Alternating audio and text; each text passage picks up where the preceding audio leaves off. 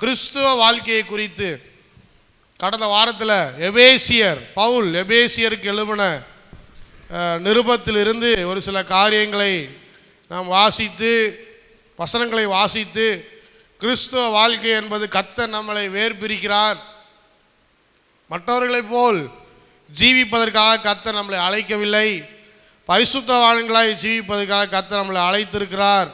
பரிசுத்தம் என்பது நம்முடைய வாழ்க்கையில் பிரதானமான ஒன்றாக இருக்க வேண்டும்.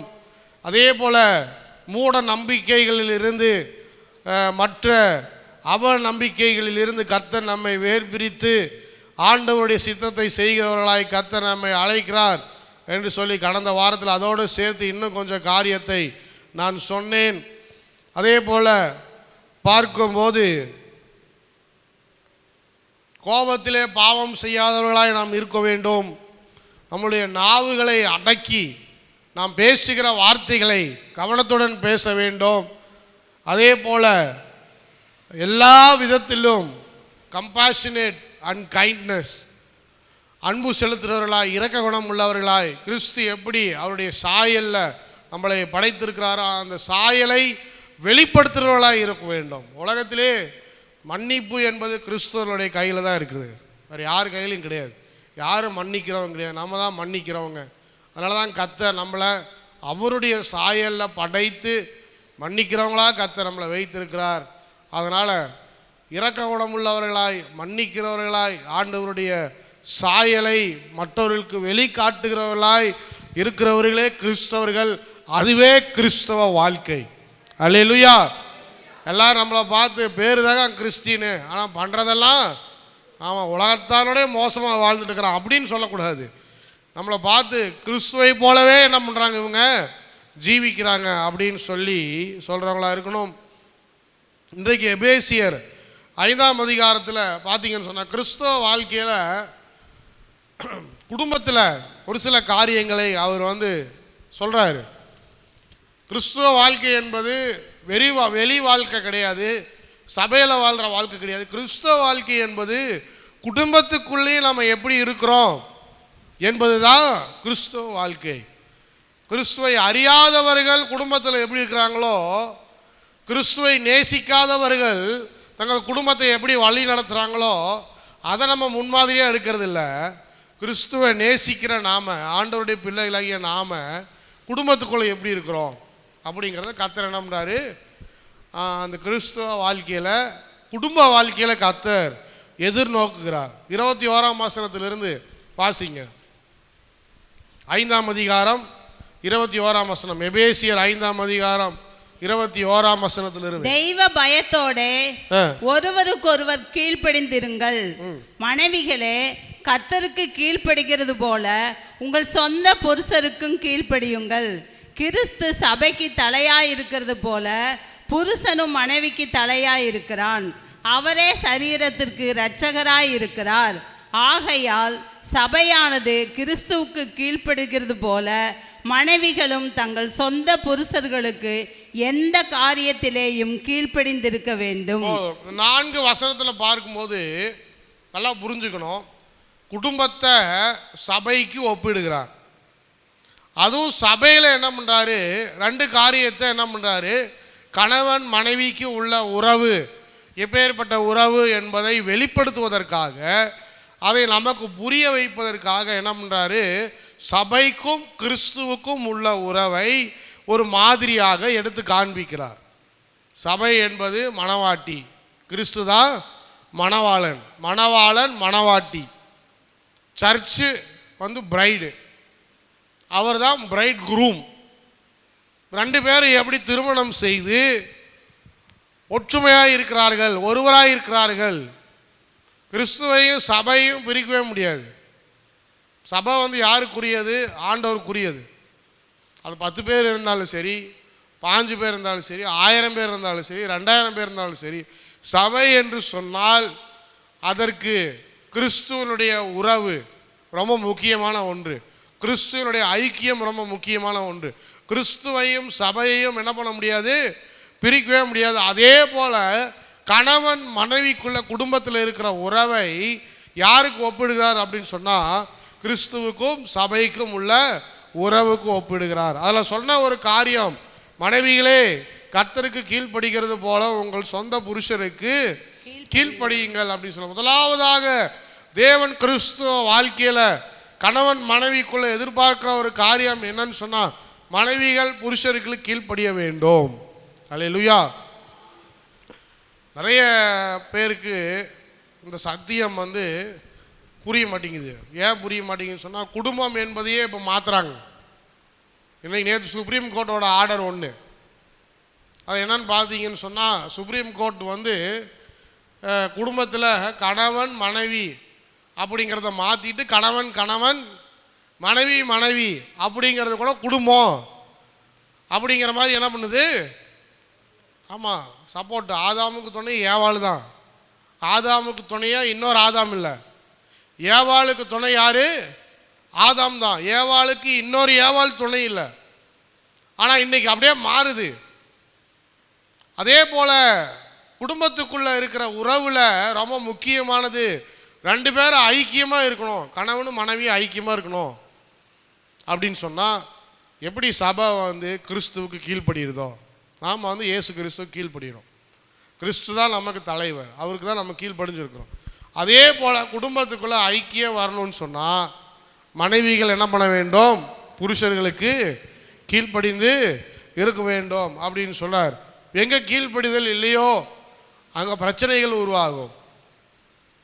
நிறைய இடங்களில் அவங்க இஷ்டத்துக்கு சொந்தமாக வாழ்கிறதுக்கு இப்போ தயாராகிட்டாங்க. அது என்னது? ஃபெமினிஸ்ட்டு. அது பேர் என்ன? ஃபெமினிசம்னு சொல்லுவாங்க. அதுக்கு நான் எதிரி கிடையாது, யாரும் தப்பாக நினச்சிக்காதீங்க. ஆனால் அந்த ஃபெமினிஸ்ட்டு அதில் இருக்கிறவங்களாம் என்ன பண்ணுறாங்கன்னு சொன்னால், என் புருஷன் என்ன சொல்கிறது நான் என்ன கேட்குறது, நான் ஒன்றும் அவருக்கு அடிமை கிடையாது, நான் என்னெல்லாம் செய்யணும்னு நினைக்கிறேன்னு அதெல்லாம் என்ன பண்ணுவேன். நாம் யாராக இருந்தீங்கன்னா என்னை தப்பாக நினச்சிக்காதீங்க. இது பைபிளுக்கு அகைன்ஸ்ட்டு, நான் வேதத்தில் இருக்கிறதான்னு சொல்கிறேன். இந்த வேதத்துக்கு எப்போ நம்ம மாறி போகிறோமோ அப்போவே நமக்குள்ளே இருக்கிற ஐக்கியம் என்ன பண்ணிடும்? கெட்டு போயிடும். அந்த ஐக்கியம் கெட்டு போயிடும். குடும்ப மனைவி புருஷன் மனைவிக்குள்ளே இருக்கிற உறவில் பிரச்சனை உண்டாகும். ஏன் பிரச்சனை உண்டாகும்னா இந்த ஆட்டிடியூட் பாருங்கள். என் கணவர் என்ன வேணாலும் பண்ணிட்டு போட்டோம், அதை பற்றி எனக்கு கவலை இல்லை. அவர் என்னன்னாலும் செஞ்சுட்டு போட்டோம், அதை பற்றி எனக்கு கவலை இல்லை. என் வாழ்க்கையில் அவர் தலையிடக்கூடாது, அவர் வாழ்க்கையில் நான் தலையிட மாட்டேன். அவர் ஒரு இண்டிபெண்ட் பர்சன், நான் ஒரு இண்டிபெண்ட் பர்சன், நான் இஷ்டம் போல் வாழுவேன், அவர் இஷ்டம் போல் வாழட்டும்னு ஆரம்பிச்சிங்கன்னு சொன்னால் அப்போ இருந்து எல்லாமே தப்பு தப்பாக தான் நடக்கும். அங்கே எங்கேயும் முன்னேறவே முடியாது. எல்லா பக்கமும் இடியாக விழுவும், அடியாக இருக்கும், எல்லாம் சின்ன பின்னமாக போயிடும். குடும்பத்துக்குள்ளே ஐக்கியம் உண்டாகணும்னு சொன்னால் வேதம் சொல்லுகிற காரியம், முக்கியமான காரியம் என்னன்னு சொன்னால் முதலாவது மனைவி புருஷனுக்கு கீழ்ப்படிந்து இருக்க வேண்டும். அடுத்தது கிறிஸ்து சபைக்கு தலையாய் இருக்கிறது போல புருஷனும் மனைவிக்கு தலையாய் இருக்கிறான். ஹூ இஸ் த ஹெட்டு பார்த்தீங்கன்னு சொன்னால் புருஷன் தான் ஹெட்டு. நல்லா புரிஞ்சுக்கணும். ஏன்னா இப்போ நிறைய பேர் அது என்னங்க அதுக்கு பேர் சொல்லுவாங்க, நான் இந்த வார்த்தையெல்லாம் பயன்படுத்தக்கூடாது, ஆனால் வெளிப்படையாக பேசி தான் ஆகணும். ஆம்பளைகள் பொம்பளைகளாய் மாறுவதற்கு முக்கியமான காரணம் என்னன்னு சொன்னால் அவன் தலை என்பதை தன்னுடைய வாழ்க்கையில் என்ன பண்ண மாட்டேங்கிறான்? உணர மாட்டேங்கிறான். நிறைய பேர் பாருங்க போய் அறுவை சிகிச்சை பண்ணிக்கிறாங்க. நான் மாறி பிறந்துட்டேன், நீ மாறிலாம் பிறக்கல, உன் மண்டைக்குள்ளே என்ன இருக்குது? கோளாறு வந்துருச்சு, உன் எண்ணத்தில் கோளாறு வந்துருச்சு. அப்போது ஆண்கள் ஆண்களாக இருக்க வேண்டும். அல்லையிலே சொல்லுங்க பார்ப்போம்.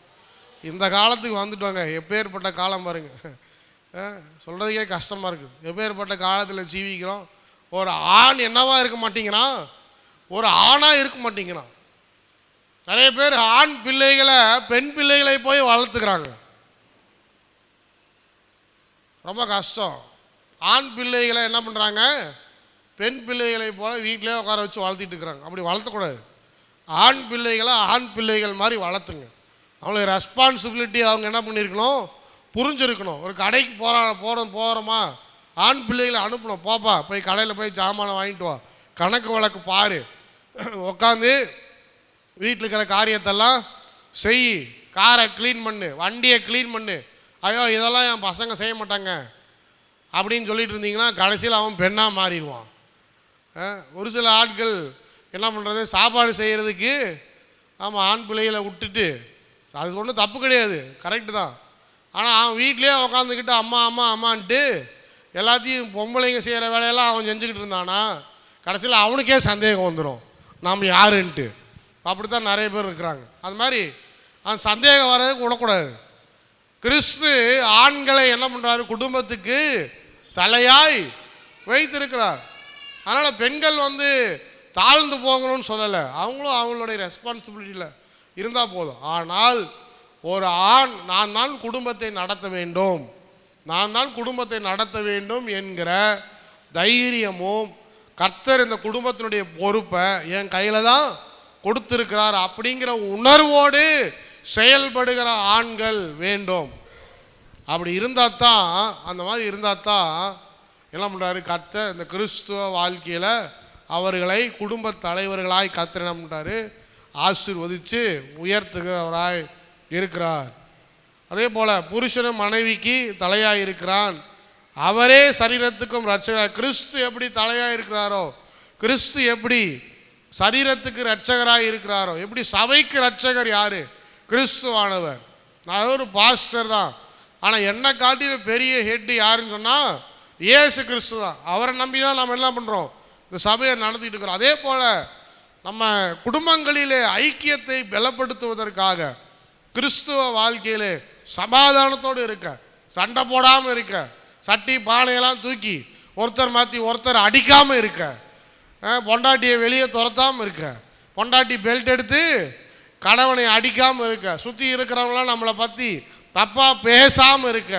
இவர் சொல்கிற ஒரு ஆலோசனை என்னன்னு சொன்னால், புருஷன்மார்கள் என்ன பண்ணணும், தங்களுடைய பொறுப்புகளை உணர்ந்து கர்த்தர் என்னை இந்த குடும்பத்துக்கு தலையாய் வைத்திருக்கிறார். இல்லையே சொல்லுங்க பார்ப்போம். கர்த்தர் இந்த குடும்பத்துக்கு என்னை தலையாய் வைத்திருக்கிறார் அப்படிங்கிற உணர்வில் செயல்படுகிறவர்களாய் இருக்க வேண்டும். யார் எப்படி போகலாம், எனக்கு என்ன பாஸ்டர், என் மனைவி என்ன வேணாலும் சம்பாதிக்கிட்டோம், எங்கே வேணாலும் போட்டோம், என் பிள்ளைகள் எப்படி வேணாலும் வாழட்டும், நம்ம சொல்கிறத யாரும் கேட்குறதே கிடையாது. கேட்குறதே கிடையாது, கேட்க வைக்கணும். அல்லேலூயா. நம்மளுடைய பிள்ளைகள் நம்ம பேச்சை கேட்கறதில்ல அப்படின்னு சொன்னால் நம்ம என்ன பண்ணோம், ஒரு சில ஆட்கள் அவங்களுடைய பிள்ளைகள் பாருங்கள், அவங்க தகப்பமார் மதிக்கிறதே கிடையாது. இவரெல்லாம் ஒரு ஆளா, சும்மா ஒரு ஓரமாக உட்காந்துரு அப்படிங்கிற மாதிரி அவங்க ஒரு மரியாதையே இல்லாமல் அந்த மாதிரி இருந்தால் அது கிறிஸ்துவ வாழ்க்கையே கிடையாது. முதலாவது பிள்ளைகள் தங்களுடைய பெற்றோர்களை மதிக்க கற்றுக்கொள்ள வேண்டும். அந்த மதிப்பை பெற்றோர்கள்லாம் சொல்லி கொடுக்கணும். அல்லேலூயா. அவங்க சொல்லி தரணும். முதலாவது ரெஸ்பெக்ட்டுங்கிறது ரொம்ப முக்கியம். ஒரு தகப்பனை மதிக்கிற பிள்ளைகளாக இருக்க வேண்டும். அதே போல் தகப்பன்மார்கள் என்ன பண்ணணும், தங்களுடைய பிள்ளைகளை அந்த மாதிரி வளர்த்தணும், அவங்கள சொல்லி வளர்த்தணும். அப்போது அடுத்தது 24ஆம் வசனம், ஆகையால் சபையானது கிறிஸ்துவுக்கு கீழ்ப்படிந்திருக்கிறது போல மனைவிகள் தங்கள் சொந்த புருஷருக்கு எந்த காரியத்திலும் கீழ்ப்படிந்து இருக்க வேண்டும். பழைய ஏற்பாட்டு காலத்தில் பார்த்தீங்கன்னு சொன்னால் ஆபிரகாம் சாராள் இவங்க 2 பேரும் எடுத்துக்கொள்ளுங்க. ஆபிரகாம் சொல்கிறார், பெட்டியெல்லாம் கட்டிட்டு நம்ம கிளம்பலாம். அங்கே உட்காந்துட்டு எப்போ அவர் பெட்டி கட்டலான்னு சொன்னாரோ உடனே சாரா என்ன பண்ணுது, எல்லா பெட்டியெல்லாம் கட்டி அப்புறம் ஒட்டகத்து மேலே ஏற்றி எங்கே போகிறோம் ஆபிரகாமுக்கே தெரியாது, எங்கேப்பா போகிறோம் எனக்கே தெரியாது. ஆனால் இப்போ இருக்கிற மனைவி மாதிரில எங்கேயா கடைக்கு போகணுன்னு சொல்லி கூட்டி பாருங்க, எதுக்கு போகிறோம், என்னது போகிறோம், அங்கே போய் என்ன வாங்க போகிறோம், எவ்வளோப்பா காசு வச்சுருக்கிறீங்க, அப்படி இப்படி எல்லாம் கேட்டு கடைசியில் புருஷனம்லாம் வேணாம் நீ இங்கேயே உக்காந்துருமா, நானே போய் என்ன பண்ணுறேன் வேலையை முடிச்சுட்டு வந்துடுறேன், முடிச்சுட்டு வந்து வாங்கிட சொல்கிறேன் அப்படிங்கிற நிலைமை ஆகி போயிடுது. ஏன்னா நம்புறதில்ல, நம்பிக்கை வர்றதில்லை. நிறைய பேருக்கு தங்களுடைய கணவன் மேலே என்ன பண்ணுறதில்ல, நம்பிக்கையே வர்றதில்லை. ஆனால் நம்ம நம்பும் போது தான் அவங்களுடைய பொறுப்புகளை உணர்ந்து அவங்க என்ன பண்ணுவாங்க, செயல்பட ஆரம்பிப்பாங்க. ஒரு சில ஆட்கள் சரி நானே பண்ணிக்கிறேன், இது எப்படி இவர்கிட்ட கொடுத்தா இவர் தப்பாக தான் செய்வார், சரியாக செய்யவே மாட்டார், மறுபடியும் என்ன பண்ணால் அது எல்லாத்தையும் நாம் திருத்தி மாற்றி செய்கிறதுக்கு நம்மளே செஞ்சிடலாம் அப்படின்னு சொல்லிட்டு ஒரு வேலை கூட கணவர் கூடாமல் அற்புதமாக மனைவி என்ன பண்ணுறாங்க, எல்லா வேலையும் இழுத்து பிடிச்சி செஞ்சுக்கிட்டு இருக்கிறாங்க. நீங்கள் இழுத்து பிடிச்சி செய்ய செய்ய உங்கள் ஹஸ்பண்ட் நல்லா சாப்பிட்டு நல்லா கொரட்டை விட்டு அதே சோபாவில் டிவியை பார்த்துக்கிட்டு நல்லா படுத்து தூங்குவார். யாராவது கேட்டாங்கன்னா எல்லாம் என் மனைவி பார்த்துக்குங்க, நீங்கள் என்னங்க செய்கிறீங்க? நான் நல்லா சாப்பிட்டு நல்லா படுத்து தூங்குறேங்க. அப்படி தான் போகும் கதை. அதனால் செய்ய வேண்டியதை நீங்கள் செய்யுங்க, அவர் செய்ய வைக்க வேண்டியதை நீங்கள் செய்ய வையணும். அல்லேலூயா. இதான் கிறிஸ்துவ வாழ்க்கை. பொறுப்புகளை உணர்ந்து செயல்பட வேண்டும். சொந்த புருஷருக்கு எந்த காரியத்திலும் கீழ்ப்படிந்து இருக்க வேண்டும். சாராள் அப்படி தான். தன் கணவன் எங்கே போகிறார், எங்கே போகிறார், என்ன பண்ண போகிறார் எதுவும் தெரியாது. ஆனால் கர்த்தரை நம்பி அவன் ஆபிரகாம் தன்னுடைய ஆடு மாடுகளை ஒட்டகத்தை எடுத்துட்டு கிளம்பும் போது கீழ்ப்படிந்து ஒரு வார்த்தை கூட பேசாமல் கர்த்தர் சொன்ன காரியத்துக்கு என் புருஷன் கீழ்ப்படிறாரு, அவருக்கு நான் கீழ்ப்படிஞ்சு இருப்பேன் அப்படிங்கிற ஒரு நம்பிக்கையோடு என்ன பண்ணுறா, கிளம்பி போகிறா. கர்த்தர் அவங்கள பெரிய ஜாதியாய் மாற்றுகிறார். அல்லேலூயா. நீனு கணவர் வந்து பாஸ்டர் பணம் கேட்குறாரு கொடுப்போம் அப்படின்னு சொல்லி பாக்கெட்லேருந்து எடுப்பார். எடுத்தாலும் மனைவி ஒரு லுக்கு விடும்.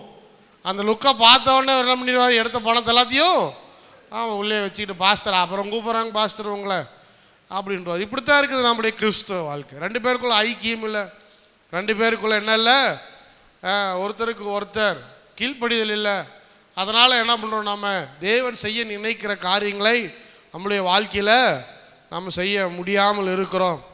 அதை தான் இங்கே சொல்கிறாரு. கிறிஸ்துவ வாழ்க்கைக்குள்ளே கணவன் மனைவிக்குள்ளே ஒற்றுமை இருக்கணும், ஒரு ஐக்கியம் இருக்கணும். அது எப்படின்னு சொன்னால், கிறிஸ்துவுக்கும் சபைக்கும் எவ்வளவு ஐக்கியமாக இருக்கிறாங்களோ, எவ்வளோ ஒற்றுமையாக இருக்கிறார்களோ, அவங்க ரெண்டு பேரையும் பிரிக்கவே முடியாதோ, அதே மாதிரி கணவனையும் மனைவியும் என்ன பண்ணக்கூடாது, யாருனாலையும் பிரிக்கவே கூடாது. ஆமாம், நல்ல சொல்லுங்க பாப்போம். அல்லேலூயா. என் மனைவிட்ட போய் என்னை பற்றி என்னன்னாலும் சொல்லுங்கள், அதை பற்றி கவலையே இல்லை. ஏன்னா நான் யாருன்னு என் மனைவிக்கு நல்லாவே தெரியும். அதே போல் என் மனைவியை பற்றி என்கிட்ட என்னன்னாலும் சொல்லுங்கள், எனக்கு கவலையே இல்லை.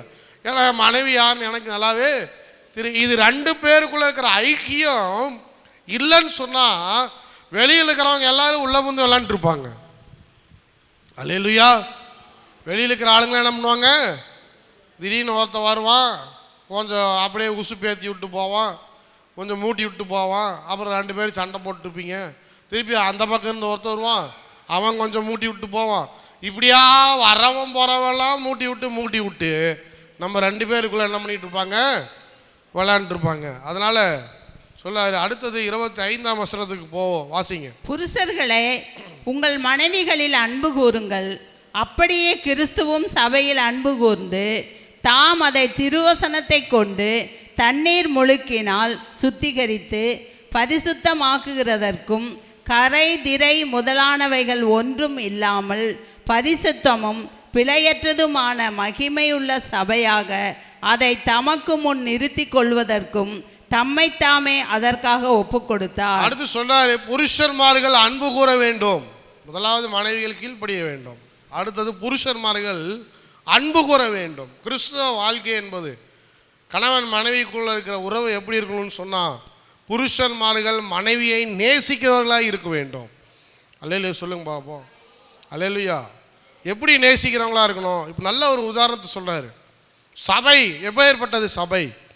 சபையில் குறை சொல்கிற விசுவாசிங்க இருப்பாங்க, பாதியில் எந்திரிச்சு போகிற விசுவாசிங்க இருப்பாங்க, சர்ச்சுக்கு வராமே படுத்து தூங்கிட்டு இருக்கிற விசுவாசிங்க இருப்பாங்க, நல்லா ஆராதனை பண்ணுற விசுவாசிகளும் இருப்பாங்க, பாவம் செஞ்சுட்டு ஒன்றுமே தெரியாத மாதிரி வந்து உக்காந்துருக்கிற விசுவாசிகள் இருப்பாங்க.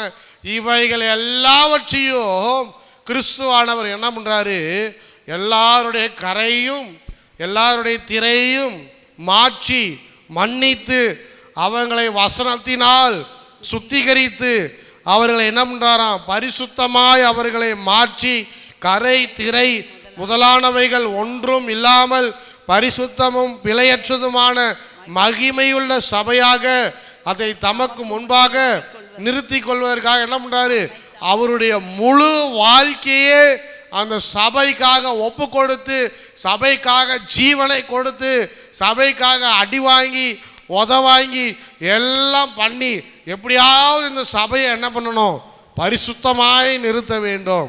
ஒரே காரணம்தான், சர்ச்சை என்ன பண்ணோம், சபையை என்ன பண்ணோம், பரிசுத்தமாய் ஆண்டவருக்கு முன்பாக நிறுத்த வேண்டும். சபை விசுவாசிகளை பரிசுத்தமாய் ஆண்டவருக்கு முன்பாக நிறுத்த வேண்டும் என்ற ஒரு காரணத்துக்காகவே முழு வாழ்க்கையும் ஒப்பு கொடுத்துட்டார்.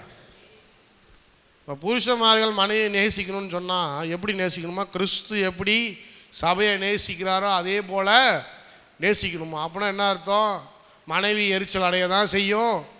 மனைவி என்ன பண்ணும்? ஆமாம், கோவம் வந்துச்சுன்னா சட்டி பானையை தூக்கி மேலே வீச தான் செய்யும். கோவம் வந்துச்சுன்னா எட்டி உதைக்கும், அதையும் இதையும் பண்ணும்.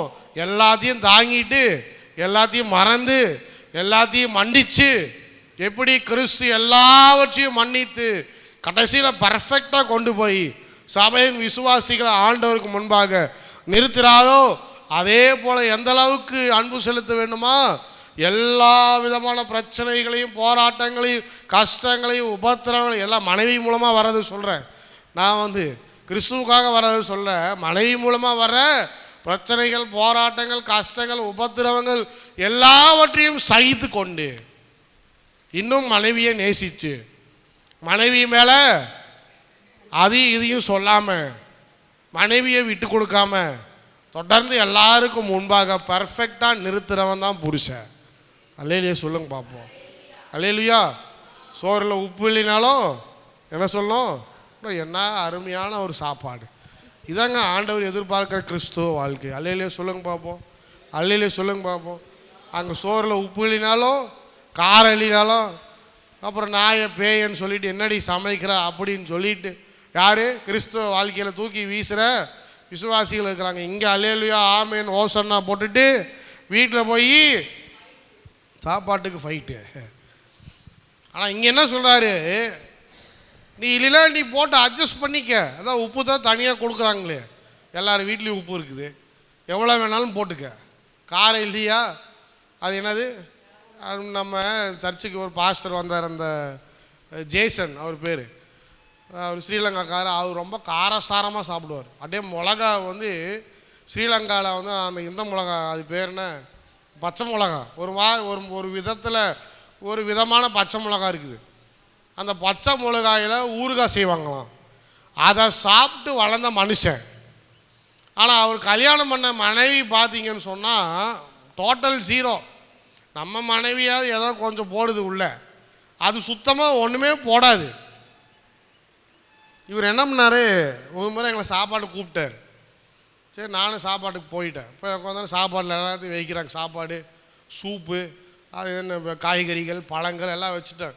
காய்கறிகள் பழங்கள் எப்படி இருக்குமோ அப்படியே தான் இருக்கும். நான் அதெல்லாம் எடுத்து சாப்பிட்றேன். சரி சாப்பாடு சாப்பிடுங்க அப்படின்னு சொல்லி ஒரு சூப்பை ஒன்று ஊற்றுனா வெறும் தண்ணி, வெறும் என்னது தண்ணி. நானும் அப்படியே என்னடா அது தண்ணி மாதிரி இருக்குது, கஞ்சி சாப்பிட்ற மாதிரி சாப்பிட்றோமே அப்படின்ட்டு கொஞ்சம் கொஞ்சமாக எடுத்து சாப்பிட்டுக்கிறேன். என்னை பார்த்தாரு, தம்பி இரு, ஒரு ஐட்டம் இருக்குது, அந்த ஐட்டத்தை கொடுக்குறேன் அப்படின்னாரு. என்னென்னா கொஞ்சம் போயிட்டு ஃப்ரிட்ஜில் இருந்து ஒரு கண்ணாடி பாட்டில் எடுத்துகிட்டு வந்தார். அந்த கண்ணாடி பாட்டிலில் ஏதோ தொக்கு மாதிரி என்னமோ பண்ணியிருக்கிறார்.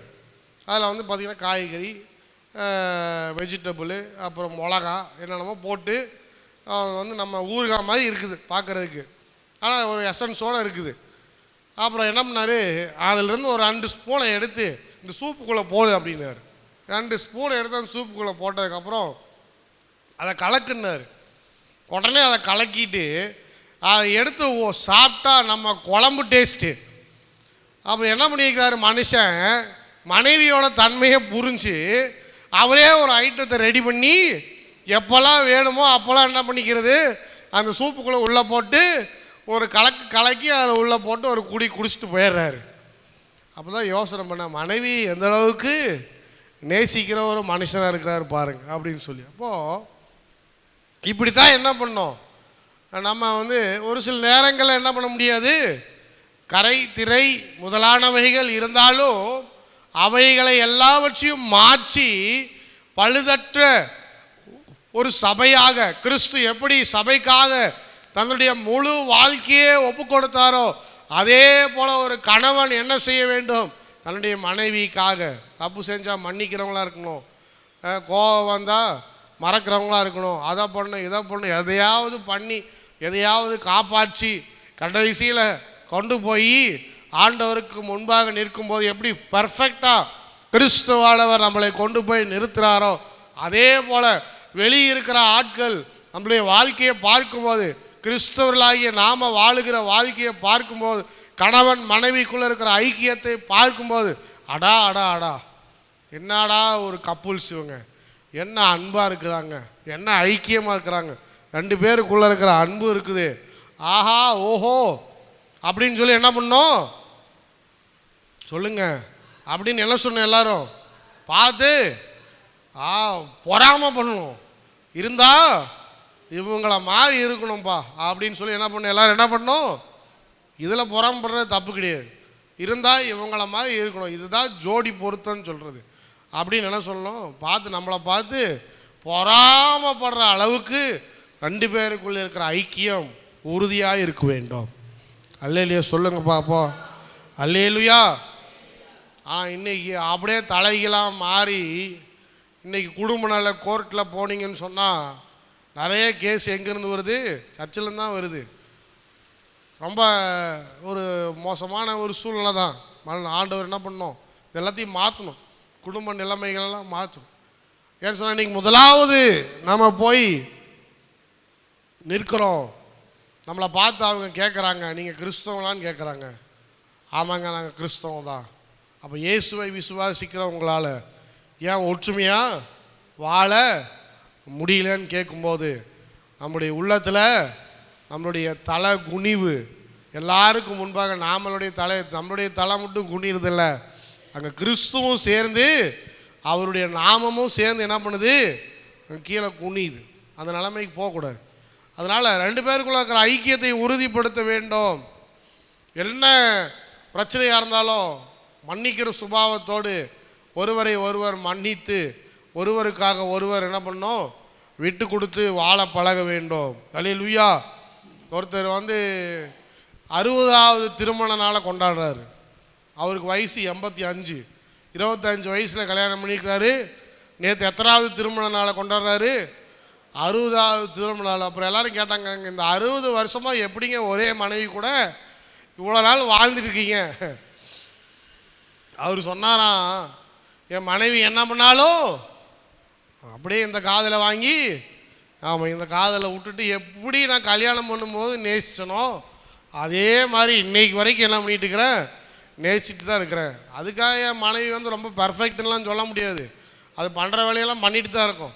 இருந்தாலும் நான் என்ன பண்ணுறேன், இத்தனை வருஷம் எப்படி அன்னைக்கு முதலாக பார்த்து எப்படி என் மனைவியை நேசிச்சோ இன்னைக்கு வரைக்கும் அப்படி தான் நேசிச்சுட்டு இருக்கிறேன். அல்லேலூயா சொல்லுங்க பார்ப்போம். அது இன்றைக்கி சினிமா நடிகன் 3 வருஷம் அவனால் தாக்கு பிடிக்க முடியல. ஒரு சினிமா நடிகனுக்கு மனைவி எத்தனை வருஷம்தான், 3 வருஷம்தான். ஒரு சிலர் ஒரே வருஷம்தான். கல்யாணம் மட்டும் ஆடம்பரமாக நடக்குது. பல ஆயிரம் கோடி செலவு பண்ணி பல ஊர்லேருந்து ஆளுங்கள்லாம் வர வச்சு வைர நெக்லஸ்லேருந்து டைமண்டு கோல்டுலேருந்து எல்லாம் வாங்கி, பிளாட்டினத்துலேருந்து எல்லாம் வாங்கி போட்டு சாப்பாடு டமால் டுமில் போட்டு பாட்டு கச்சேரின்னு எல்லாம் போட்டு ஹோட்டலெல்லாம் காமிச்சு ஒரு 2 மாதம் 3 மாதம் தான் அவங்க கதை. 4வது மாதம் உடனே நியூஸ் வருது, இவங்க 2 பேரும் பிரிகிறாங்களாமா அப்படின்ட்டு. இது என்னத்துக்கு திருமணம், என்னத்துக்கு சேர்ந்து வாழணுங்கிற ஒரு ஐக்கியம். திருமணம் என்பது ஒரு ஐக்கியம், கணவன் மனைவி என்பது ஒரு உறவு. கிறிஸ்துவுக்கும் சபைக்கும் இடையே இருக்கிற உறவை போல கணவன் மனைவி 2 பேருக்குள்ள இருக்கிற உறவு சாகர வரைக்கும் அந்த உறவு தொடர்ந்து கொண்டு இருக்க வேண்டும். அல்லேலூயா சொல்லுங்கப்பா. அல்லேலூயா. அடுத்தது, அப்படியே புருஷர்கள் தங்கள் மனைவிகளை தங்கள் சொந்த சரீரங்களாக பாவித்து அவர்களில் அன்பு கூற வேண்டும். தன் மனைவியில் அன்பு கூறுகிறவன் தன்னில் தான் அன்பு கூறுகிறான். முதலாவது புரிந்து கொள்ள வேண்டும், 2 பேரும் வேற வேற சரீரம் அல்ல, 2 பேரும் ஒரே சரீரம். கிறிஸ்துவும் சபையும் ஒரே சரீரம். கிறிஸ்துவும் சபையும் 2 வேற வேற இல்லை, 2 பேரும் ஒரே சரீரம். அதே போல கணவனும் மனைவியும் வேற வேற சரீரம் இல்லை, 2 பேரையும் ஒரே ஃப்ளஷ், ஒன் ஃப்ளஷ் அப்படின்னு சொல்லி தான் வேதம் சொல்லுகிறது. ஒரே சரீரமாக தான் கர்த்தர் என்ன பண்ணியிருக்காரு, இணைத்திருக்கிறார். நம்ம கடையில் போய் பப்ஸு வாங்கி சாப்பிட்றோம், பஜ்ஜி வாங்கி சாப்பிட்றோம், நம்ம சரீரம் நிறைஞ்சிருச்சு, மனைவியினுடைய சரீரம் நிறைஞ்சிருக்குதா நிறையிலையான்னு என்ன பண்ணோம், கொஞ்சமாவது யோசனை பண்ணிவிட்டு நீ வாங்கி சாப்பிட்றது தப்பு இல்லை, வாங்கி சாப்பிட்டு உன் மனைவிக்கு கொஞ்சம் எடுத்துகிட்டு போகணும். நிறைய ஆளுங்க அவன் உட்காந்து அடிச்சுக்கிட்டு இருக்கிறான் காலையிலேருந்து சாயந்தரம் வரைக்கும். ஒரு ஒரு ஒரு சின்ன ஒரு இது கூட என்ன பண்ணுறதில்ல, போய் வாங்கிட்டு போய் என்ன பண்ணுறதில்ல, கொடுக்கறது கிடையாது. ஒரு சில இடத்துல பார்த்தா மனைவிமார்கள் அடிக்குது, பெப்சி 7 அப்படி இப்படின்னு அடித்து பட்டையை கலப்புது. அது அவர் கலக்குறாருங்க, அவருக்கு அதெல்லாம் ஒன்றுமே பிடிக்காதுங்க. ஓரமாக உட்காந்துட்டு அவர் ஏதாவது ஒன்று சாப்பிட்டு அவர் கலக்கிட்டு எனக்கு கொடுங்க அப்படின்னு சொல்லி வாங்கி அடிக்கிறத பார்த்தீங்கன்னு சொன்னால் நீங்களே அவுட் ஆயிடுவீங்க. அந்த மாதிரி அடிக்கிற ஆட்களாக இருக்கிறாங்க. அப்போது பார்க்கும்போது 2 பேரும் ஒரே சரீரம் அப்படின்னு சொன்னால், இந்த சரீரம் எதை யோசிக்கிறதோ அந்த சரீரமும் என்ன பண்ணணும், அதையே தான் யோசிக்கணும். இந்த சரீரம் எதை செய்யணும்னு நினைக்கிறதோ அதே தான் அந்த சரீரமும் செய்ய நினைக்க வேண்டும். 2 பேருக்குள்ளே இருக்கிற ஐக்கியம், கிறிஸ்துவுக்கும் சபைக்கும் உள்ள இருக்கிற ஐக்கியம், இந்த சத்தியம் பாருங்க வேறு எங்கேயுமே கிடையாது. இந்த சத்தியம் எங்கேயுமே கிடையாது. மற்ற மதங்கள் கூட, ஒரு சில மதங்கள் கணவனை உயர்த்தி வச்சு பேசும், மனைவியை கீழே தள்ளும். நம்ம காலத்தில் நம்மளுடைய முன்னோர்கள் பாருங்கள், கணவன் செத்து போயிட்டாருன்னு சொன்னால் மனைவி உடன்கட்டை ஏறுதல், மனைவியோட வேல்யூ, அவளுடைய லைஃபுக்கு வேல்யூவே கிடையாது. கணவன் செத்து போயிட்டாருன்னா மனைவி கொண்டு போய் என்ன பண்ணுங்க, உயிரோடு கொண்டு போய் அவருடைய பணத்தை எரிக்கும் போது கொண்டு போய் சேர்த்து வச்சு எரிங்கன்ட்டான். அது ரெஸ்பெக்டே கிடையாது மனைவிக்கு. ஆனால் ஒரே சரீரம்னு சொல்கிறது இந்த வேத புஸ்தகம் தான். கணவனும் மனைவியும் ஒரே சரீரமாய் இருக்கிறார்கள் என்று சொல்வது இந்த வேத புஸ்தகம் மட்டும்தான். இஸ்லாத்தில் கூட 3 மனைவி, அப்போ 3 சரீரமா? எப்படி 3 சரீரத்தை வச்சு வாழ்கிறான்னு தெரியல. ஒரு சரீரத்துக்கே நம்ம சோறு போட முடியல, கஷ்டமாக இருக்குது. 3 சரீரத்தை எப்படி மேனேஜ் பண்ணுறான்னு தெரியல. ஒன்று ஒரு பக்கம் பிடிங்கும், இன்னொன்று இந்த பக்கம் இழுக்கும், இன்னொன்று பின்னால் இழுக்கும். எப்படி தான் மேனேஜ் பண்ணுறானுங்களோ அது தெரில, இப்படி இருக்கிறாங்க. இப்போ ஆக மொத்தத்தில் இங்கே சொல்கிறாரு, கிறிஸ்துவ வாழ்க்கையில் கணவன் மனைவிக்குள்ளே இருக்கிற ஐக்கியம் எப்பேற்பட்ட ஐக்கியமாக இருக்க வேண்டும்? 2 பேரும் ஒரே சரீரமாய் இருக்கிறார்கள். 2 பேரும் ஏக சிந்தை உள்ளவர்களாய் ஒரே இதை சிந்திக்க வேண்டும், ஒரே காரியத்தை செய்ய வேண்டும். 2 பேரும் சேர்ந்து ஒரே முயற்சியில் இறங்க வேண்டும். எப்படி கிறிஸ்து சபையை நேசிக்கித்து காப்பாற்றுகிறாரோ அதே போல் என்ன பண்ணும், புருஷன் குடும்பத்தை காப்பாற்றுகிறா இருக்க வேண்டும். 29ஆம் வசனம், தன் சொந்த மாம்சத்தை பகைக்கிறவன் ஒருவனும் இல்லையே, கர்த்தர் சபையை போஷித்து காப்பாற்றுகிறது போல ஒவ்வொருவனும் தன் மாம்சத்தை போஷித்து காப்பாற்றுகிறான். நாம் அவருடைய சரீரத்தின் அவயவங்களாயும் அவருடைய மாம்சத்திற்கும் அவருடைய எலும்புகளுக்கும் உரியவர்களாயும் இருக்கிறோம். அல்லேலூயா. சொந்த மாம்சத்தை பகைத்தவன் ஒருவனும் இல்லையே. எனக்கு கை வேண்டாம் கால் வேண்டாம்னு சொல்லி யாராவது போய் உங்கள் கையை வெட்டுறீங்களா, காலை வெட்டுறீங்களா? எனக்கு லிவர் வேண்டாங்க டாக்டர், இது ரொம்ப கஷ்டமாக இருக்குது, இது சுமந்துட்டுக்கிறதுக்கு ரொம்ப கஷ்டமாக இருக்குது, என் லிவரை கொஞ்சம் என்ன பண்ணுங்க வெட்டிருங்க. யாராவது போய் வெட்டுறாங்களா? இல்லை. சரீரங்களுடைய அவயங்கள் எல்லாம் ரொம்ப முக்கியமாக இருக்குது. செயல்படாத போது என்ன பண்ணுறோம், நம்ம போய் டிரான்ஸ்பிளான்ட் பண்ணி எது செயல்படலையோ அந்த சரீரத்தை எப்படியாவது வாங்கி செயல்பட வைத்து அதில் உயிர் வாழலான்னு நினைக்கிறோம். இப்போ அதே போல் மாம்சத்தை பகைக்கிறவன் ஒருவனும் இல்லை. அதே போல் மனைவி என்ன பண்ணும், பகைக்காமல், குடும்பத்தை பகைக்காமல் கிறிஸ்து எப்படி சபைக்கு போஷிக்கிறார். எல்லாம் பாருங்கள், சபையை போஷிக்கிறவர் யார்? கிறிஸ்து. பாஸ்டரை போஷிக்கிறவர் யார்? கிறிஸ்து. அல்லேலூயா. ஆண்டவர்கிட்ட ஜெபம் பண்ண, ஆண்டவரே இந்த கான்கிரீட்டு போடுற வரைக்கும் இந்த வேலை என்ன பண்ணக்கூடாது, நிற்கக்கூடாது. உண்மை பற்றி எனக்கு தெரியும், நான் உண்மை நம்பி இருக்கிறேன். இந்த கான்கிரீட்டு போடுற வரைக்கும் என்ன பண்ணக்கூடாது, இந்த வேலை நிற்கவே கூடாது, தொடர்ந்து நடக்கணும்னு சொல்லி ஆண்டவர்கிட்ட ஜெபம் பண்ணேன். 40 நாள் ஜெபம். எத்தனை பேர் வந்தீங்க? ஸ்தோத்திரம், அல்லேலூயா. அப்போ தான் கன்ஸ்ட்ரக்ஷன் ஸ்டார்ட் பண்ணலாம். அப்போ சொன்ன கான்கிரீட்டு முடிஞ்சால் தான் 10 நாள் கேப், அது செட் ஆகுற வரைக்கும், அது வரைக்கும் அந்த வேலை என்ன பண்ணக்கூடாது, நிற்கவே கூடாது. அதே மாதிரி அந்த வேலை என்ன பண்ணல, நிற்கவே இல்லை. ஒரு அல்லேலூயா சொல்லுங்க பார்ப்போம். அல்லேலூயா. நிற்கவே இல்லை. ஏன்னா அவர் சபையை போஷித்து காப்பாற்றுகிறவராக இருக்கிறார். ஒரு பாஸ்டருக்கு தேவையானது என்னன்னு சொல்லி ஆண்டவருக்கு நல்லாவே தெரியும். மனுஷன் கைவிட்டாலும் கர்த்தர் கைவிடாதவராக இருக்கிறார். ஒருவேளை நீங்கள் பிரியாணி கொடுக்கலினாலும் என்னை தேடி பிரியாணியை கர்த்தர் என்ன பண்ணுறாரு, அனுப்புகிறாரு. அல்லேலூயா சொல்லுங்க பார்ப்போம்.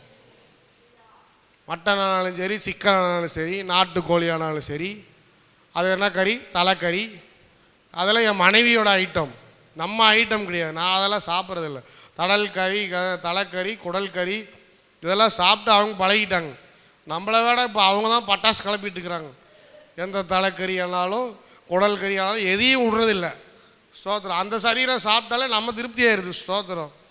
ஏதாவது ஒரு விதத்தில் நமக்கு தேவையானது என்னன்றதை கர்த்தர் போஷித்து பராமரித்து காப்பாற்றுகிறவராக இருக்கிறார்.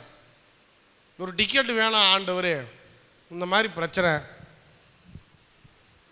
என் மனைவி என்ன பண்ணணும், போய் சொந்த பந்தத்தெல்லாம் பார்க்கணும்.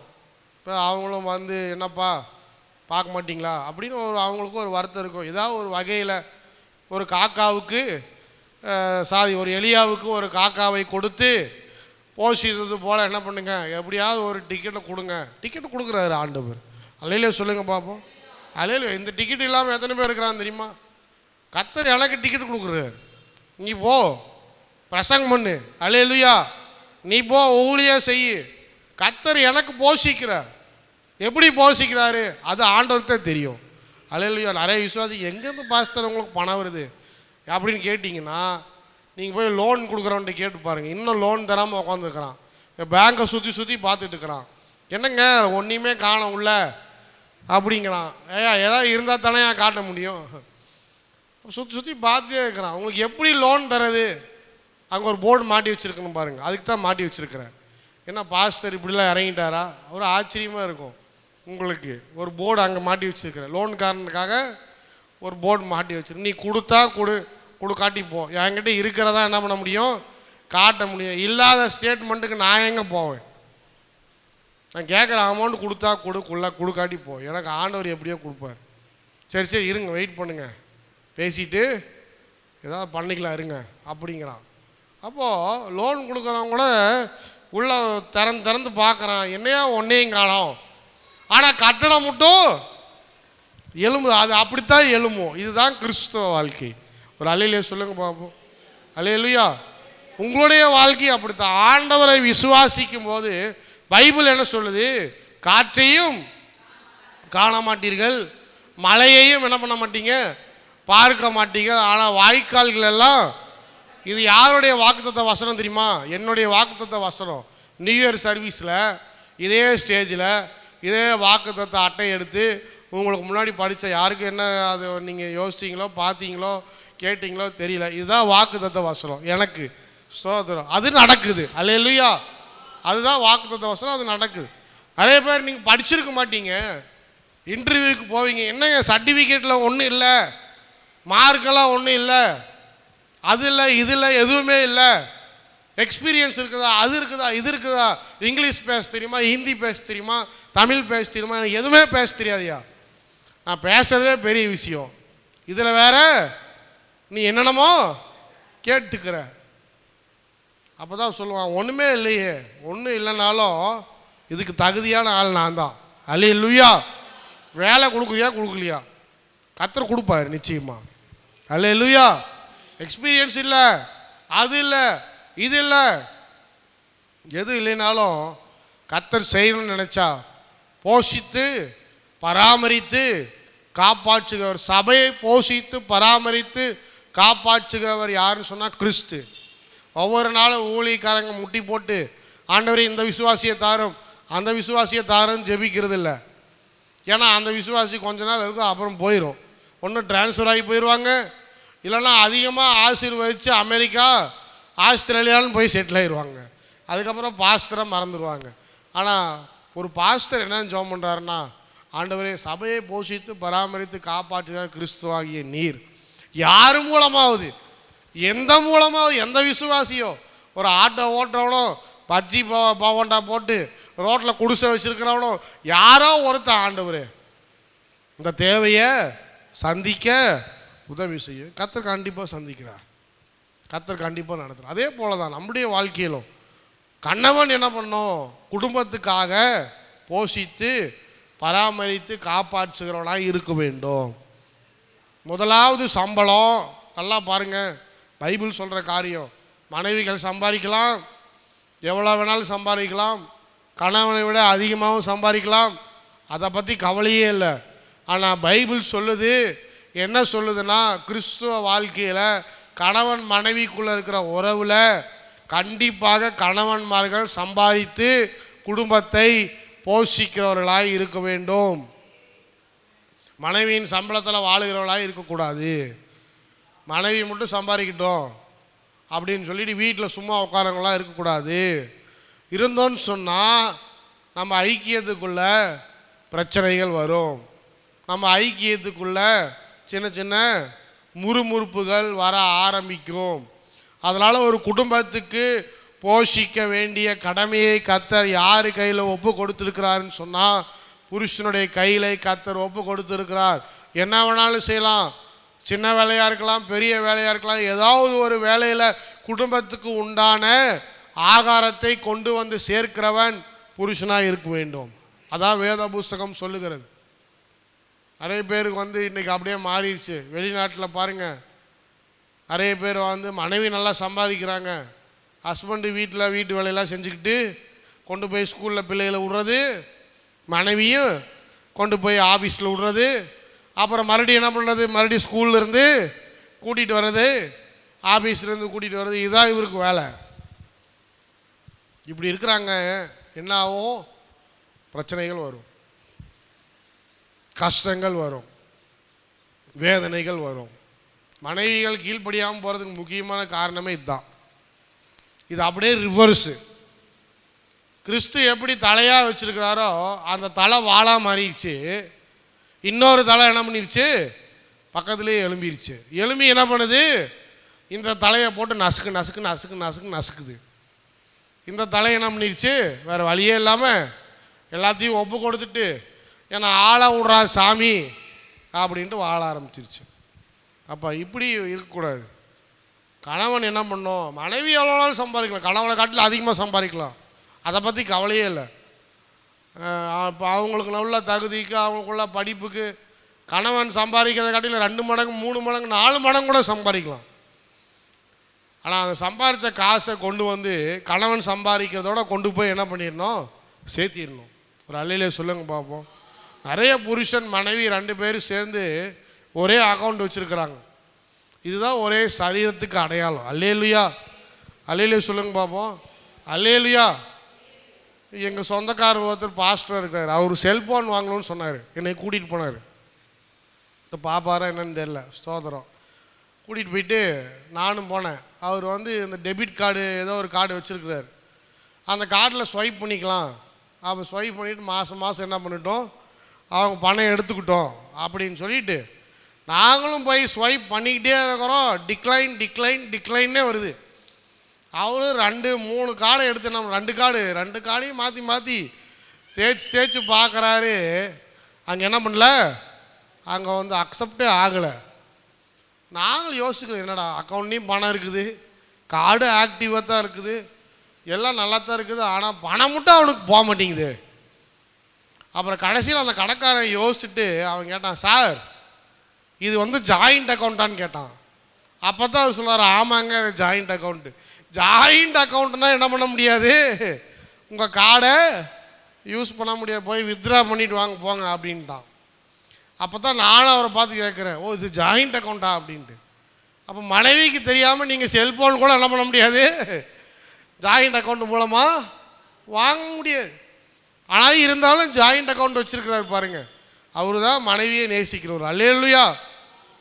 நிறைய பேர் ஜாயிண்ட் அக்கௌண்ட் வச்சுருக்கிறாங்க. ஸ்தோத்திரம். ரொம்ப அற்புதமானது. மனைவியோட பணத்தையும் அதில் போட்டுடணும், கணவனோட பணத்தையும் அதில் என்ன பண்ணிடணும், போட்டுடணும்.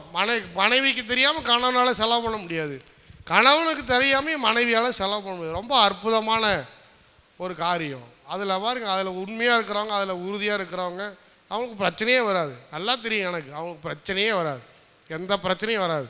ஏன்னா இவர் எவ்வளோ சம்பாதிக்கிறாரு, எவ்வளோ செலவு பண்ணுறாருங்கிற கணக்கெல்லாம் மனைவிக்கு போயிடும். அக்கௌண்ட் ஸ்டேட்மெண்ட் எடுத்தால் போதும்.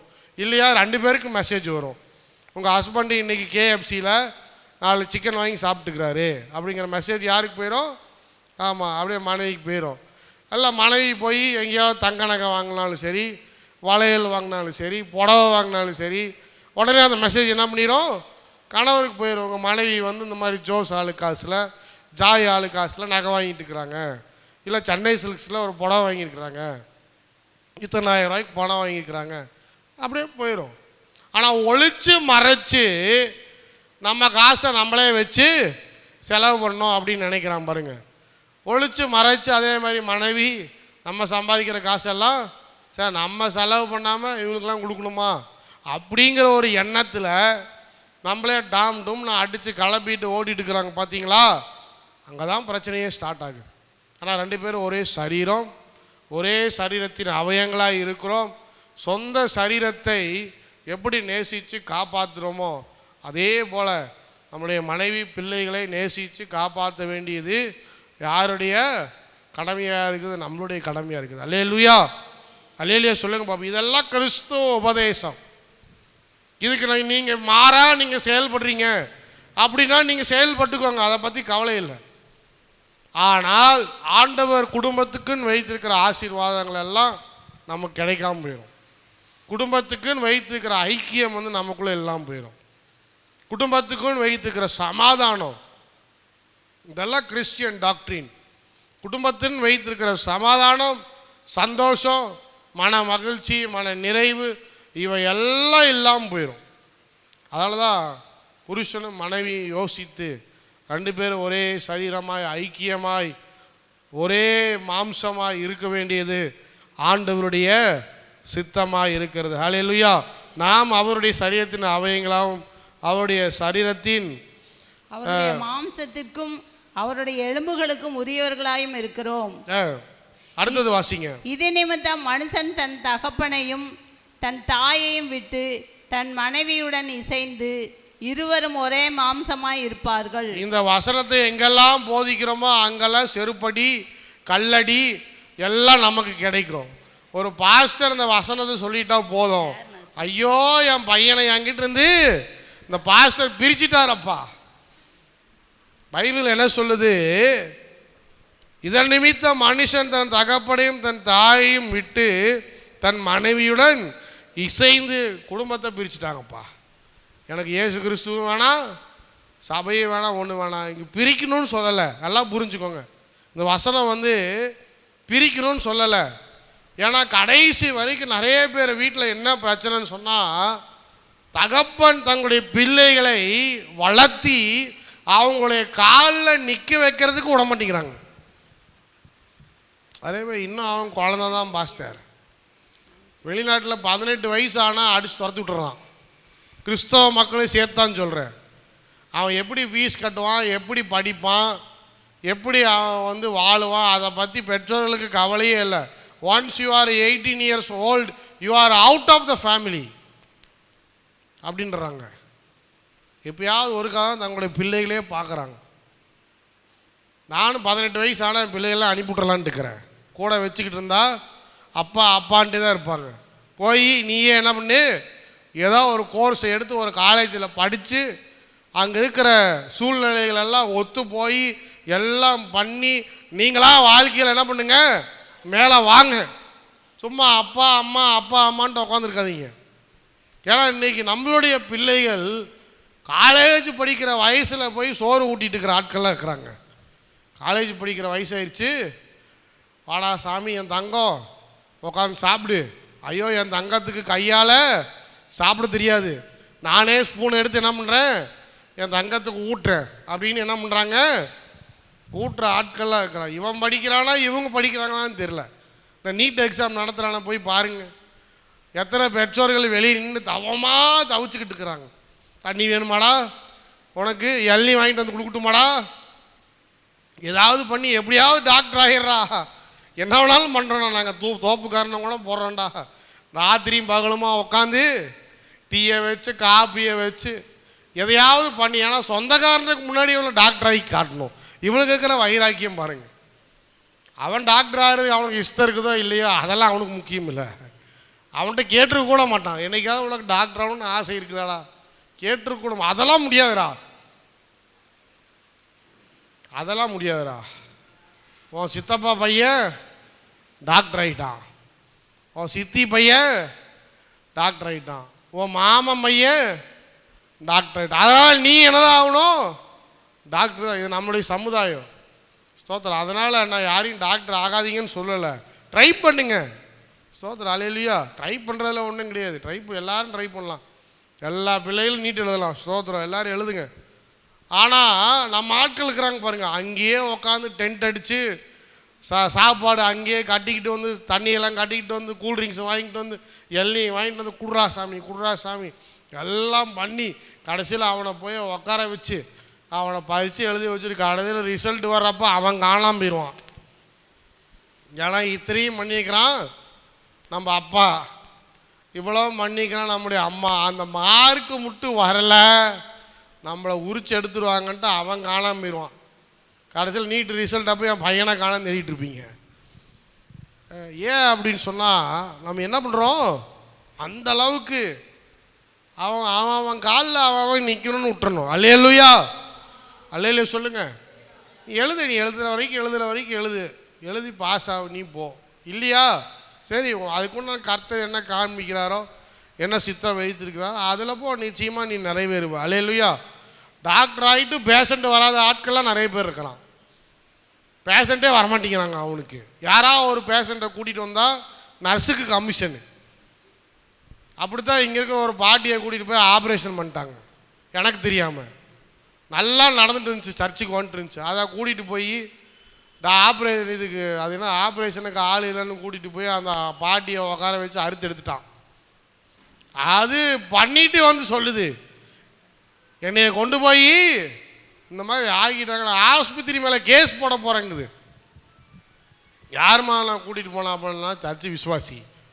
ஐயையோ இது பிரச்சனையாக போயிருமே அப்படின்ட்டு கூட்டிகிட்டு போய் சமாதானம் பண்ணி, ஏமா அவங்க நல்லா தான் பண்ணிக்கிறாங்க, நல்லா தான் ட்ரீட்மெண்ட் பண்ணிக்கிறாங்க, நீங்கள் நல்லா நடக்கலான்னு சொல்லிட்டு. அல்லேலூயா சொல்லுங்கப்பா. அந்த மாதிரி நிறைய பேர் பேஷண்ட்டு வராமல் இருக்கிறான், கூட்டிகிட்டு போய் எதையாவது அறுத்து எடுத்துட போகிறான். கவனமாக இருக்கணும். ஸ்தோத்திரம். எல்லா டாக்டருக்கும் பேஷண்ட்டு போகிறதில்ல. அதனால் என்ன இருக்குதோ கர்த்தர் நிச்சயமாக செய்வார். அப்போ எதுக்காக சொல்கிறார் அப்படின்னு சொன்னால், நாம் என்ன பண்ணோம், மனுஷன் தன் தகப்பனையும் தன் தாயையும் விட்டு தன் மனைவியுடன் இசைந்து இருவரும் ஒரே மாம்சமாக இருப்பார்கள் அப்படின்னு சொன்னால் நல்லா புரிஞ்சுக்கணும் அந்த வசனத்தை. தகப்பன் இடத்துலேருந்து பிள்ளைகளை கர்த்தர் பிரிக்கலை, தாயின் இடத்துலேருந்து பிள்ளைகளை பிரிக்கலை. பிள்ளைகள் அடுத்த தகப்பன்மார்களாய் உருவாக்கப்பட வேண்டும். ஜாயிண்ட் ஃபேமிலியில் இதை செய்யலாம். நியூக்ளியர் ஃபேமிலியில் தான் இருக்கணும் அப்படிங்கிறது கிடையாது. ஜாயிண்ட் ஃபேமிலியில் ஒரு சில வயசுக்கு அப்புறம் அப்பா இருக்கிறாரா, கூட இருக்கிறாங்களா, பிள்ளைகள் கூட இருக்கிறாங்களா, இனிமேல் இதை என்னால் செய்ய முடியாதுப்பா, இந்த பொறுப்பெல்லாம் நான் என்ன பண்ணுறேன் உங்கள் கையில் ஒப்பு கொடுக்குறேன். மனைவி எதிர்பார்க்கறது அதுதான். அடுத்து என் கணவன் எப்பொழுது தலைவராக மாறுவார், நம்மளுடைய குடும்பத்தின் தலைவராக எப்போ இருப்பார் அப்படிங்கிறத மனைவி எதிர்பார்க்கிறது. அப்போ ஜாயிண்ட் ஃபேமிலியில் இருந்தாலும் என்ன பண்ணலாம், சரி இது வரைக்கும் நானே கணக்கு வழக்கெல்லாம் பார்த்துட்டு இருந்தேன், இனிமேல் எங்கள் பிள்ளைகள் என்ன பண்ணிட்டோம், பையன் பார்க்கட்டும், மூத்த பையன் பார்க்கட்டும், ரெண்டாவது பையன் பார்க்கட்டும் அப்படின்னு சொல்லி என்ன பண்ணலாம், மூத்த மகன்கிட்ட ஒவ்வொரு பொறுப்புகளை ஒப்பு கொடுக்கலாம், இளைய மகன்கிட்ட ஒவ்வொரு பொறுப்புகளை ஒப்பு கொடுக்கலாம். ஒப்பு கொடுத்துட்டு இதெல்லாம் நீங்கள் பார்த்துக்கோங்கப்பா, நான் கொஞ்சம் ஓய்வு எடுக்கிறேன் அப்படின்னு சொல்லி ஒரே குடும்பத்திலேயே ஐக்கியமாக இருக்கலாம். அல்லேலூயா. இது கிறிஸ்துவ வாழ்க்கை. நம்ம பிச்சுக்கிட்டு எல்லோரும் சண்டை போட்டுக்கிட்டு சுற்றி இருக்கிறவங்களாம் பார்த்துக்கிட்டு எல்லோரும் ஒவ்வொரு பக்கம் ஒவ்வொரு மாதிரி வாழ்கிறது ஆண்டோடைய சித்தம் அல்ல. என்றைக்குமே ஆண்டோடைய குடும்பத்தை பிரிக்கிறவர் கர்த்தர் கிடையாது. நல்லா புரிஞ்சுக்கோங்க. குடும்பம் ஐக்கியமாக இருக்கணும்னு தான் கர்த்தர் எதிர்பார்க்குறார். எங்கேயுமே எந்த வசனமோ எந்த ஜெபமோ எந்த ஒரு காரியமும் குடும்பத்தினுடைய பிளவுகளை ஆதரிப்பது கிடையாது. எல்லாருக்கும் ஒவ்வொருத்தருக்கும் ஒவ்வொரு விதமான ரசனை இருக்கும், ஒவ்வொருத்தருக்கும் ஒவ்வொரு விதமான பர்சனாலிட்டி இருக்கும், ஒவ்வொருத்தருக்கும் ஒவ்வொன்று பிடிக்கும். ஞாயிற்றுக்கிழமைன்னா யாராவது சில்லி சிக்கன் கேட்பாங்க, ஒரு ஆள் மட்டன் சுக்கா கேட்கும், இன்னொரு ஆள் பிரியாணி கேட்கும், இன்னொரு ஆள் இந்த தண்ணி குழம்பு வச்சா கொஞ்சம் நல்லா இருக்குமே அப்படி. இப்போ குடும்பமாக சேர்ந்து உக்காந்து சாப்பிட்டா இத்தனையும் செய்ய முடியுமா? முடியாது. அப்போ ஐக்கியமாக இருக்கணும். என்ன பண்ணணும், என்றைக்காவது ஒரு நாள் ஒரு ஐட்டத்தை ஒரு ஆளுக்கு செஞ்சு கொடுத்துட்டு இன்னொரு ஐட்டத்தை இன்னொரு நாள் செஞ்சு எப்படியாவது அப்படி இப்படின்னு ஏதாவது ஒரு சமாதானத்தை பண்ணி ஒரு ஐக்கியத்தை பண்ணி எல்லோரும் சேர்ந்து வாழ்கிறதுக்கு ஒரு வழியை பார்க்கணும்.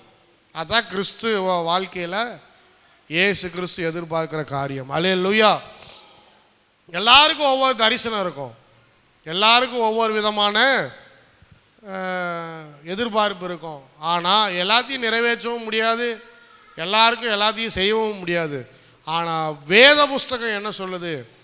கிறிஸ்து எப்படி நேசித்தாரோ, சபையை நேசித்தாரோ, அதே போல் அன்புள்ளவங்களா, ஐக்கியம் உள்ளவங்களா, சமாதானம் நிறைந்தவர்களா நம்மளை சுற்றி இருக்கிறவங்க பார்க்கும்போது கிறிஸ்தவங்கன்னா என்ன அருமையான வாழ்க்கை வாழ்கிறாங்க, எப்படி அன்புள்ளவங்களா இருக்கிறாங்க, எப்படி விட்டு கொடுக்குறவங்களா இருக்கிறாங்க, எப்படி ஐக்கியம் உள்ளவங்களா இருக்கிறாங்க அப்படின்னு சொல்லி நம்மளை பார்த்து ஆண்டவரை இன்னும் அதிகமாய் அவரை புகழ்கிறவங்கள வாழ்க்கையை நம்ம வாழும்போது தான் நிச்சயமாக கிறிஸ்து நம்ம மூலமாக வெளிப்படுகிறவர்களாக இருக்கிறார். எழும்பி நிற்போம், ஜெபம் செய்வோம்.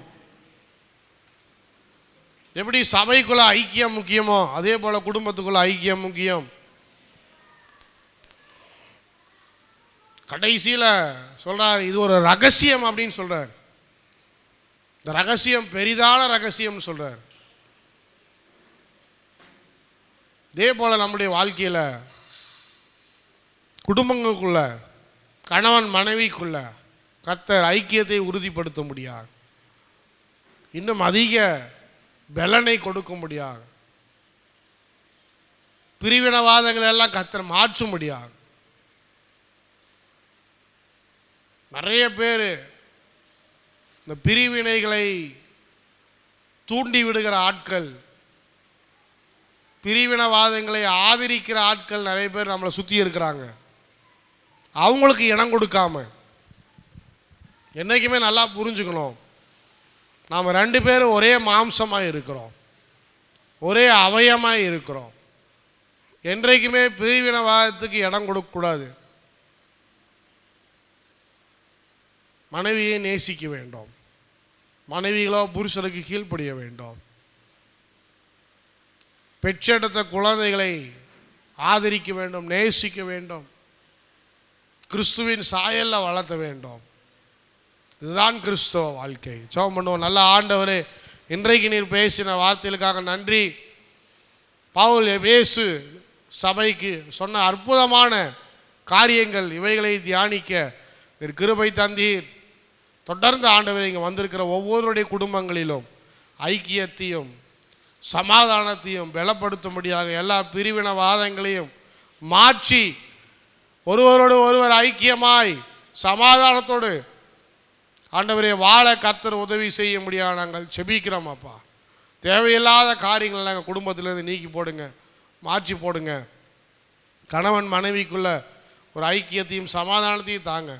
இருவரும் ஒரே சரீரம் என்று நீர் எப்படி சொன்னீரோ அதே போல ஒரே சரீரமாய் வாழ நாங்கள் ஒப்பு கொடுக்கிறோம். ஆசீர்வதிங்க. எங்களுடைய கிறிஸ்தவ வாழ்க்கை மற்றவர்களுக்கு முன்மாதிரியாய் இருக்க நாங்கள் செபிக்கிறோம். ஆண்டவரே, கிறிஸ்து எதற்காக அழைத்திருக்கிறாரோ அந்த காரியத்தை நிறைவேற்றுகிறவர்களாய் நீர் எங்களை மாற்ற முடியாதுன்னு செபிக்கிறோம். ஆசீர்வதிங்க, வழி நடத்துங்க. சகல துதிக்கணும் மகிமையெல்லாம் உமக்கே செலுத்துகிறோம். இயேசுவின் நாமத்தினால செபிக்கிறோம். அல்லேலூயா. சாத்தியம் இல்லாத காரியங்களை அவர் செய்ய அவர் வல்லவராயிருக்கிறார். அல்லேலூயா. எல்லாரும் சேர்ந்து அற்புதங்கள் தீரலாய் நடந்திடவே அற்புதத்தின் ஆவி வந்திடுமே, அற்புதங்கள் தீர நடந்திடவே அற்புதத்தின் ஆவி வந்திடுமே, அந்தகார சங்கிலி அருந்திடவே அக்கினியை ஊற்றிடுமே, அந்தகார சங்கிலி அருந்திடவே அக்கினியை. எல்லாரும் சேர்ந்து ஆமென்.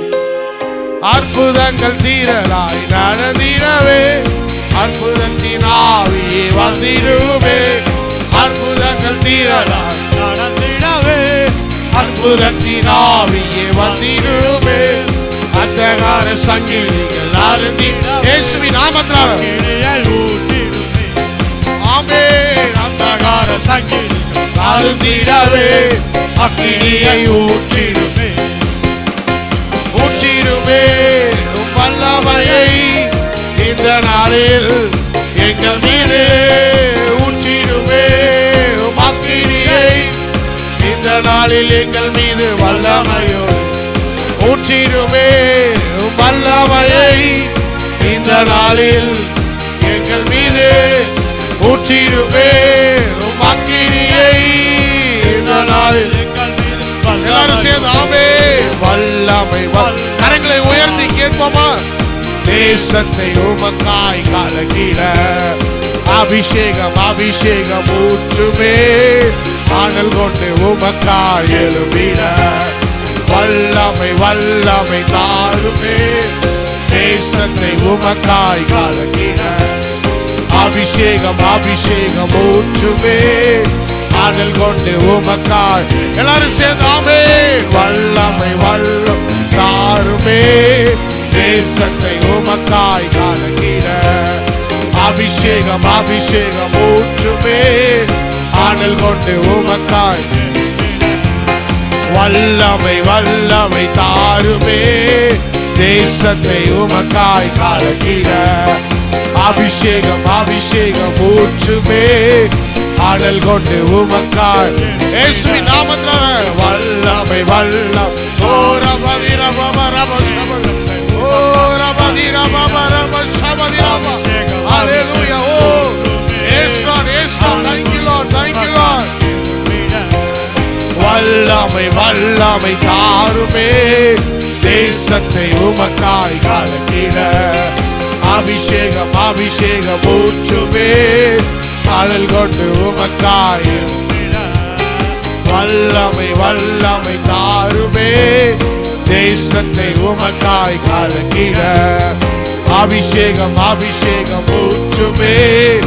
ஆனல் கொண்டு உமக்காய். ஆமென். சத்தத்தை உயர்த்தி ஆண்டவரை துதிப்போமா? ஹalleluya. கர்த்தர் இந்த நாளிலே வல்லமைகளை செய்ய வல்லவராய் இருக்கிறார். அதிசயங்களை செய்ய அவர் வல்லவராய் இருக்கிறார். வாய்களை திறந்த அந்நிய பாஷையில பேசி ஹalleluya அந்த பெந்தெகோஸ்தே நாளிலே கர்த்தர் அற்புதங்களையும் அதிசயங்களையும் நம்முடைய வாழ்க்கையில செய்ய முடியாது. ஓ ரபதி ரபப ரப ஷபதி ரப.